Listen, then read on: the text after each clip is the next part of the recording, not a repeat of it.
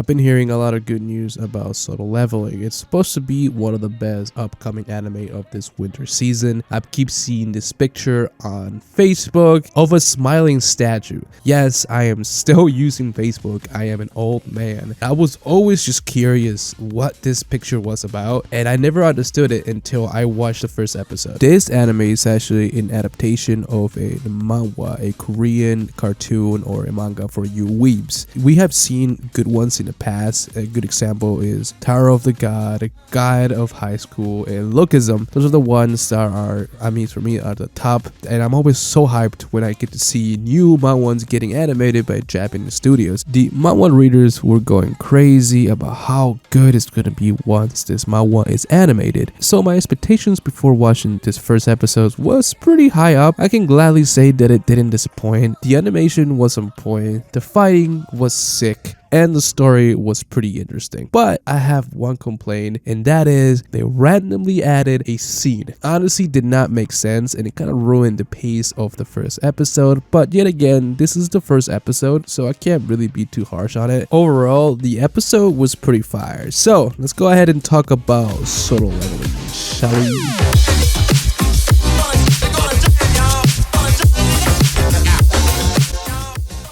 Already in the first couple seconds, there's a lot going on. We got the S-rank hunters showing off their abilities and strength. I love the aesthetics of the anime. It's a mix of modern and fantasy style. I like. The soundtrack so far is on point too. It gives me Attack on Titan vibes, which I also appreciate. So good job on that. 10 years ago, the gate opened a portal between the real world and the monster world. These monsters are beefy as all hell and cannot be killed by modern weapons. Bullets ain't doing anything to that goblin. Do you see that goblin just smirking around like it's nothing? He ain't dying, dude. This is where hunters come in. They're superhumans with magical abilities. Hunters are the only ones who can kill these monsters, and there's a ranking in place. S being the highest, of course, and E being the lowest. Young Xin Wu is placed in the lowest rank E, due to his low output of magic. Even though E is the lowest rank, Yun Woo feels like he should be placed in plastic, okay? Because this man, he is ass and broke. He out here walking with literally toes out in the wild. That's crazy. Dude, what the hell happened to your socks, bro? Come on, let me buy you some socks, please. My boy's only weapon is a knife. Might as well be a butternut, because that ain't gonna help you, buddy. Not in this world, dude. You crazy. The only way to get money and better gear is to go into these dungeons and defeat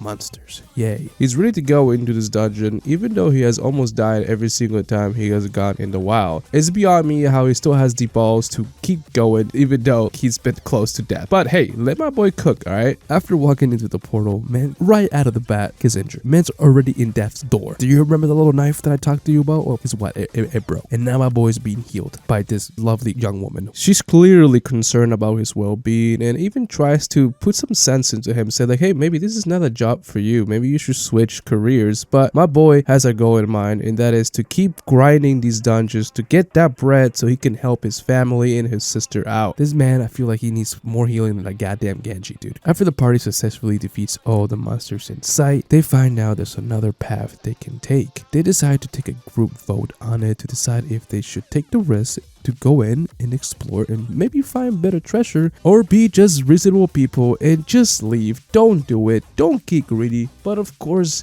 he decides to go because he needs to help his family. He's doing whatever he needs the money. Who cares, man? Now everyone's dying. Everyone's getting sliced in half because statues are not moving, and this is crazy. It's chaos, and this is where the first episode ends. Right there, dude. I was about to freaking buzz and you stopped, dude. What the hell, man?